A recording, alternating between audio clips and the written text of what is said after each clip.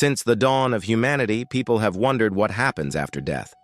Across the world, ancient cultures imagined gods, spirits, and creatures whose role was to escort the souls of the deceased safely into the afterlife. These beings, often called psychopomps, literally soul guides, are neither judges nor tormentors. They are the passageway between worlds, guiding the living to the mysteries beyond. Let's journey through various mythologies to meet these fascinating guides of the dead. One of the most famous psychopomps is Hermes, the son of the gods Zeus and Maia. In Greek mythology, Hermes is known as the god of travel, trade, and trickery, but he also had a crucial role in the underworld. You see, when a person died, their soul would leave their body. This wandering spirit could easily become lost, causing chaos in the natural order. And this was precisely where Hermes came in.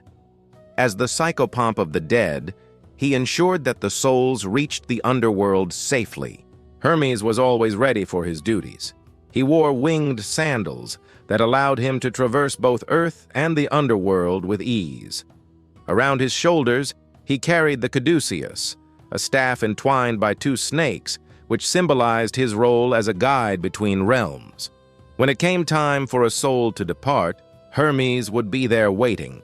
He would lead the individual to the gates of Hades, the entrance to the underworld. But crossing over was not yet complete. Here, Hermes would turn his attention to the boatman Charon, ensuring that he ferried the soul across the river Styx to the other side. Charon was notoriously grumpy and would only accept payment in the form of gold coins placed in the mouth of the deceased before their burial. If someone died without proper coin or preparation, Hermes would do his best to help, sometimes using his own staff to strike bargains with the likes of Charon. While Hermes guided the dead, he did not judge them. He saw everyone as a soul in need of passage. His role was not to reward or punish, but to ensure the smooth flow of the afterlife. Unlike Hermes, Anubis had a more direct route to the afterlife. As the jackal-headed god of the dead in ancient Egypt, Anubis was present from the moment a person breathed their last breath. He wasn't just there to claim the soul, though. Anubis played a vital role in guiding the soul to Osiris, the god of the underworld. It was Osiris who judged the heart of the deceased to determine their fate, and Anubis had the critical task of ensuring the soul reached Osiris's judgment hall safely. But it wasn't a simple journey. The Egyptian underworld was filled with perils like the goddess of destruction, Ammit, who would devour anyone whose heart was found wanting. That's why Anubis's guidance was so important. He protected the soul, often depicted as a mummy with a bi'a, or soul, that flew above its body all the way to the Hall of Truth. There, the deceased's heart was weighed against the feather of Ma'at, the goddess of truth and justice. If the heart was pure, the soul passed to the field of reeds, a paradise of peace and happiness. But if found guilty, it was devoured by Ammit, and the individual experienced a form of annihilation. Anubis's role, therefore, went beyond being a simple guide.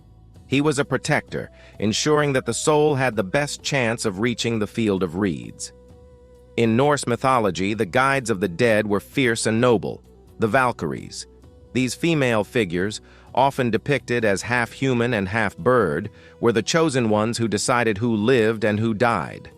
In battle, they'd swoop down from the sky on their winged horses, each Valkyrie carrying a spear that shone like a beacon in the sunlight.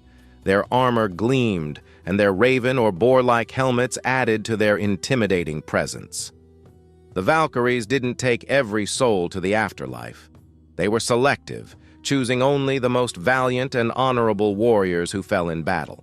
For these chosen few, the Valkyries prepared a special fate. They led the fallen heroes to Valhalla, a magnificent hall in Asgard, the home of the gods. Once inside Valhalla, the warriors feasted on boar meat and drank from golden horns filled with mead. The Valkyries ensured that their stay in Valhalla was comfortable, preparing them for their ultimate destiny.